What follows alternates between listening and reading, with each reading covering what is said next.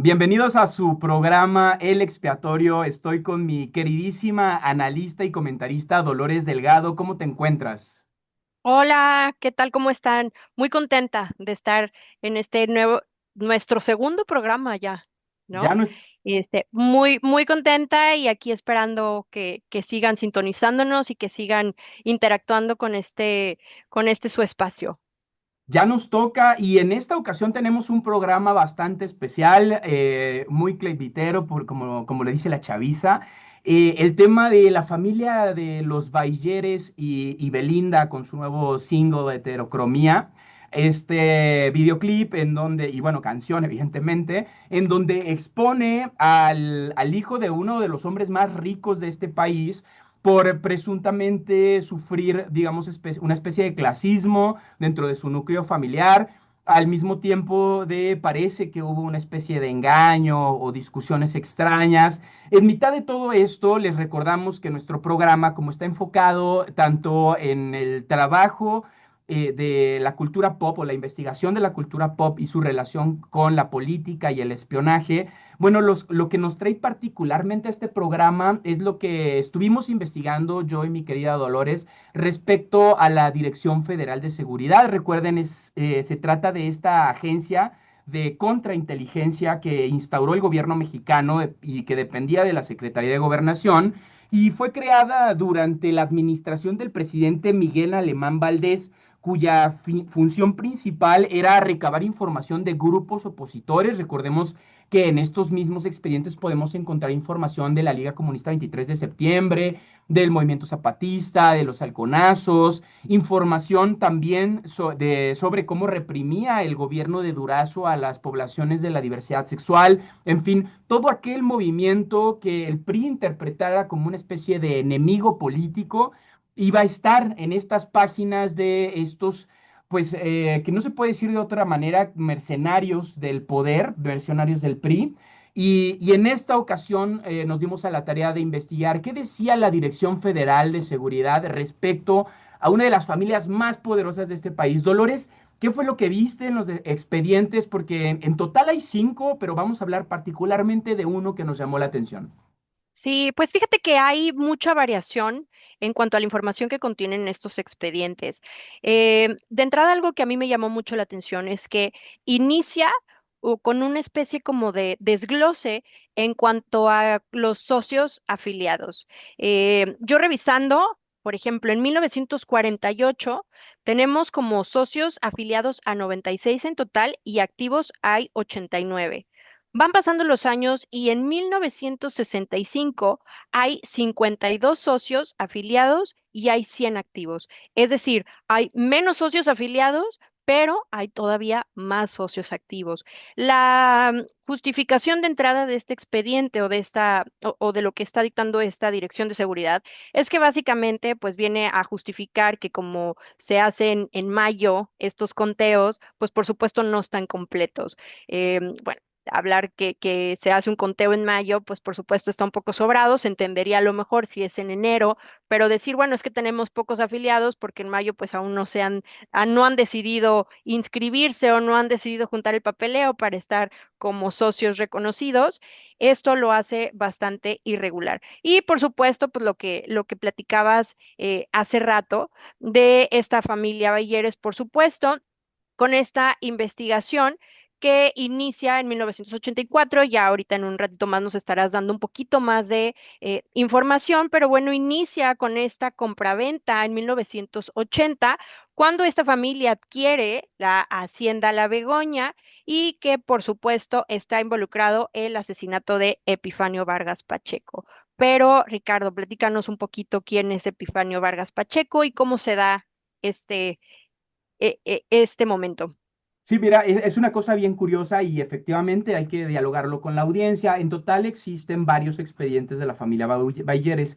Este en particular comienza, digamos, la denuncia en 1980 y se concluye en 1984. Ocurre cuando la familia Bayeres en ese entonces adquiere la hacienda La Begoña para la producción minera. Esta numeralia que estabas dando de afiliados es referente justo a la Cámara Nacional Minera en donde Raúl Bailleres, el padre, y la familia en general, pues formaba parte como integrante del consejo directivo de dicha de cámara. acuerdo.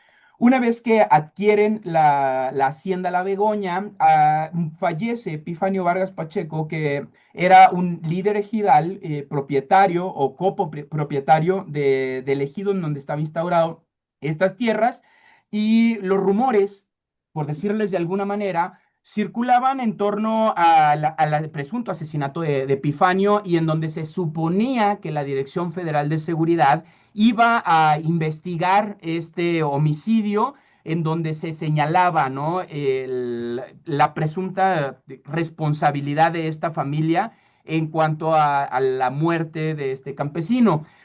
Faltaba más decirlo, esta policía secreta del PRI no investigó ningún asesinato. Se concluye, o en la documentación regular se concluye con que no hay responsabilidad penal en contra de los Bayeres, dado a que Epifanio fallece de un paro respiratorio y no por un envenenamiento o cualquier otra cosa que pudiera partir de un parte médico, ¿no? O surgir de un parte médico. Lo que me parece más llamativo de todo es que dentro de toda la investigación a la que pudiste tener acceso, querida Dolores, además del conteo de accionistas, yo no encuentro más que organizaciones sindicales, vigilancia de los trabajadores mineros, inclusive las palabras de Alfonso Corona del Rosal, uno de los subdirectores de la Cámara Minera de México. Sin embargo, yo no encuentro por ningún lado que se haya iniciado esta indagatoria, salvo por el parte médico. ¿Cuál es tu impresión, Dolores? Pues realmente es que los documentos no dan cuenta de absolutamente nada. Son expedientes meramente redactados en una forma muy diplomática.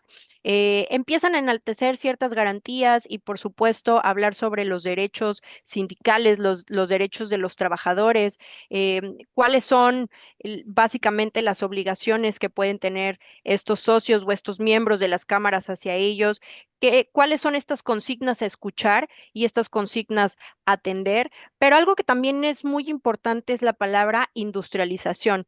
Eso es algo que se menciona mucho en ese documento, y fíjate que siempre que se habla de industrialización, pareciera que tiene un tinte de dominación. Hay que hablar de la industrialización en cuanto al trabajo de los mineros, pero no realmente de cuáles son sus derechos en sí. Pareciera que son expedientes o documentos que están favoreciendo mucho a las personas que están conformando esta cámara en sí, no necesariamente a quienes están conformando estos sindicatos, no a las personas que están en las minas ni trabajando el suelo y el subsuelo, ¿por qué no decirlo? Claro, de hecho me da la misma impresión. En estas conversaciones tuve un diálogo con el compañero, un ex integrante de la Dirección Federal de Seguridad, el camarada El Pantera. Pide por favor no nombrar su nombre real, pero si nos está viendo, un gran saludo. Y le hago esta misma pregunta: oye, ¿por qué, si se dice que hubo una investigación que parte de una denuncia por un presunto homicidio, en la investigación entera no hay un solo documento que trate de investigar al respecto? Y me dice, bueno, porque se inventaban, ¿no?, muchas de las investigaciones a cambio de dinero. Tenemos varios casos en donde se repite este fenómeno. Un caso, por mencionar uno de tantos con los que me he encontrado, es el del caso del asesinato del ex rector de la Universidad de Guadalajara, al mismo tiempo del levantamiento de uno de los reactores. De hecho, fue el Pantera quien se encontró con este personaje en el momento del rescate. Y bueno, para no hacer larga la anécdota, básicamente me hice muchas de las investigaciones, digamos, era la manera en la que los agentes conseguían dinero extra. Es decir, si algún millonario tenía una investigación en su contra y mandaban agentes de la Dirección Federal de Seguridad, estos a cambio de algunos pesos o muchos pesos, daban por concluida y terminaban investigando para quienes iban a investigar. Es decir, Supongamos que algún amigo de nosotros, esperemos que no, tiene una investigación en su contra y los policías investigadores terminan trabajando para este personaje. Esto es lo que ocurre en muchos de los casos. También hay que hacer mención de que los expedientes siguen aún incompletos, es decir, las Fuerzas Armadas no entregaron la totalidad de estos documentos, por lo cual podemos asumir que también mucha información valiosa nunca fue entregada al gobierno federal. Y que, bueno, de entre el ir y venir de estos documentos, también hay mucha información de expedientes que no contienen lo que dicen que contienen. Más allá de que las fichas estarán apareciendo imágenes en lo que hablemos de estas documentaciones que ahora, a partir del sexenio de Andrés Manuel López Obrador, pues se desclasificó toda esta información que proviene del periodo de la represión y que estaremos abordando en este subprograma, El Expiatorio. Querida Dolores, ya que estamos casi a 10 minutos de cerrar el programa, ¿te gustaría hablar un poco sobre la reacción de Valinda? ¿Qué te parece? Mencionabas unas cosas súper interesantes y con las que yo también estoy de acuerdo de la rabia como terreno de conquista.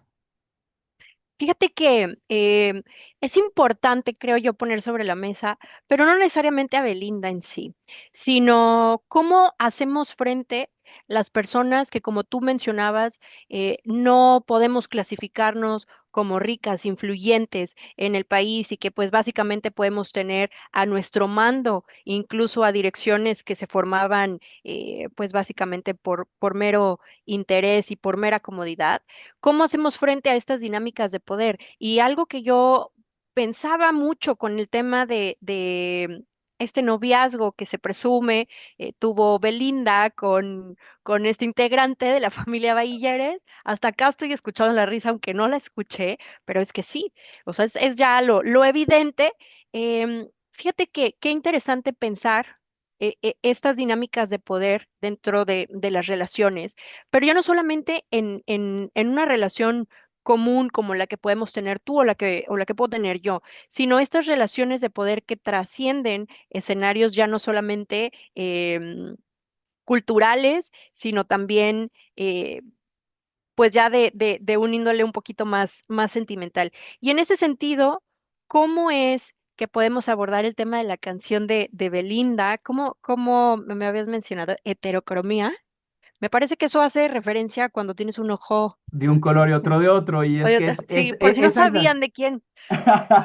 esa justo es la seña Claro. que hace tan característica la canción porque el hijo de Bayeres tiene Ajá. esta condición en los ojos y entonces es bastante alusivo a su apariencia física. Me parece súper relevante cerrar con este posicionamiento y entender que no solo la rabia es un terreno de conquista, es decir, siempre se reclamará el no hacer ruido, pero no se reclama que un poderoso termine pagando al Estado o pagando a funcionarios del Estado para evadir su responsabilidad en un proceso de investigación en el que no sabemos, o sí, si estuvo realmente involucrado en la desaparición o en la presunta desaparición.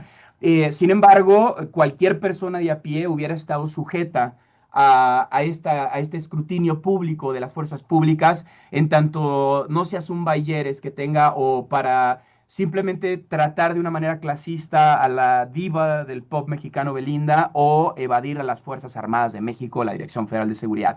Querida Dolores, un abrazo, un placer estar contigo. ¿Con qué te despides? Pues básicamente me voy muy contenta y creo que me voy muy esperanzada.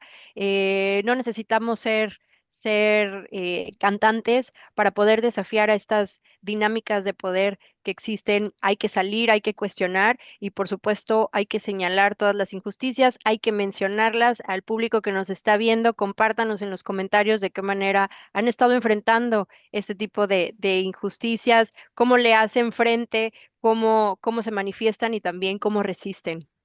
Ahí lo tiene, querida audiencia de este su canal, en donde muy cariñosamente el periodista Jesús Escobar Tovar nos abre este espacio para mí y para mi amiga Dolores Delgado, quienes estaremos en su programa El Expiatorio hasta la siguiente semana. Y recuerde, aquí le leemos sus pecados. Hasta la próxima.